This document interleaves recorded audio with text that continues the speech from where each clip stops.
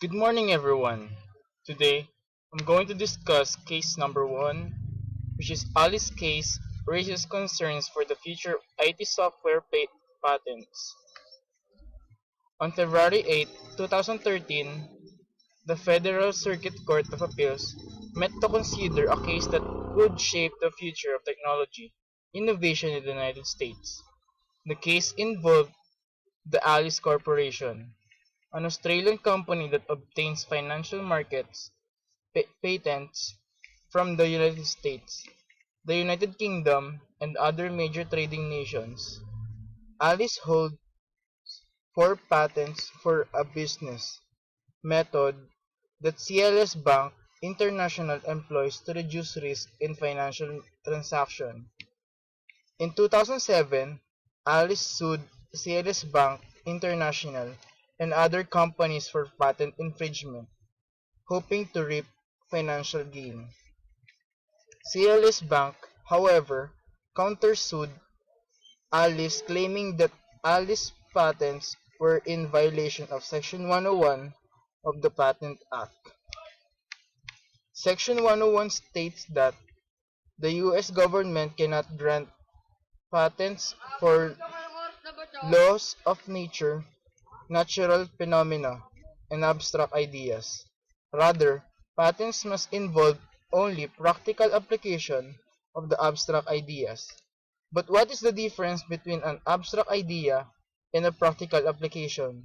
The answer to this question involves high stakes, billions of dollars in the IT industry. Many lawyers who represent IT companies describe patent enforcing companies such as Alice Corporation as patent trolls. Such companies do not produce a product themselves. Rather, patent trolls make money by threatening to sue technology companies that supposedly make use of their patented ideas. The patent troll is usually not the inventor, but rather a company that has purchased patents from bankrupt technology companies, usually failed startups.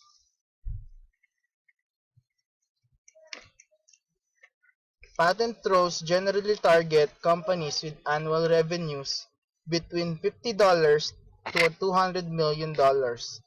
These companies are large enough to pay licensing fees, but often lack resources to pay litigi- litigation fees. For example, a company called Ultramercial obtained a patent for the idea of pre-roll advertisements ads placed prior to the broadcasting of free video clips broadcast on YouTube and Hulu.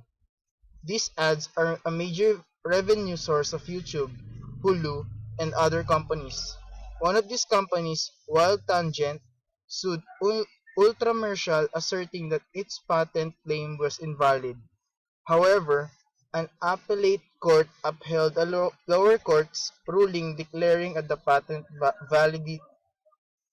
In the summer of 2012, the Supreme Court issued a ruling in the case asking the appellate court to reconsider its ruling, which, if not overturned, would first force companies such as YouTube and Hulu to pay large licensing fees to Ultramercial.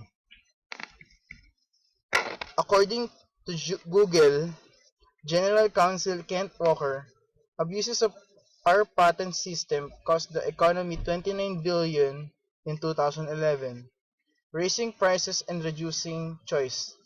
Technology moves incredibly fast, and the United States Patent and Trademark Office need to take prompt action.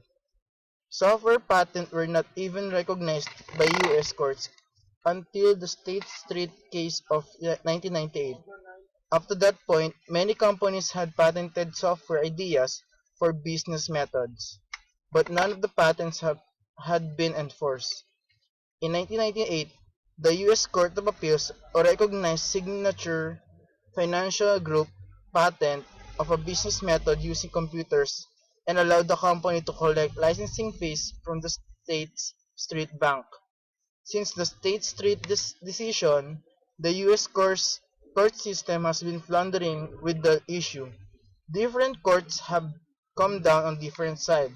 In the earlier appellate hearing of the Alice case, two judges of the three-judge panel held for Alice Corporation and argued for extraordinary broad interpretation of patent law. Now, most of the heavyweights of the US IT sector, Google, IBM, Facebook, Intel, and others, have filing amicus briefs, legal opinions in support of one side of the other. IBM, which has led the world in number of new patents for 21 years, filed a brief in support of Alice, Google, and Facebook, which are leading product producers, filed in support of CLS Bank.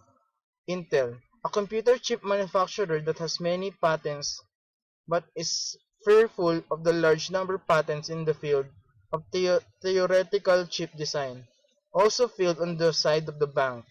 The new appellate court discussion would like pave the way the Supreme Court to weigh in on the matter more extensively.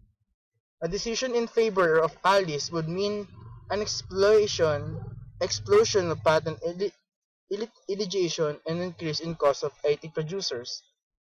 A decision against Alice would be a boost of large IT software manufacturers and creators on online content and products who may be less careful about paying licensing fees to small patent holders.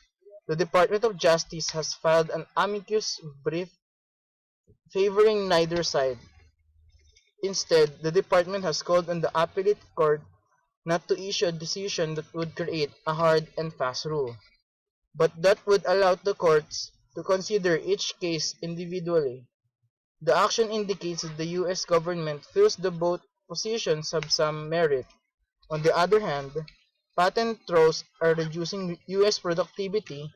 On the other hand, the Department of Justice recognized the need to protect the owners of intellectual property.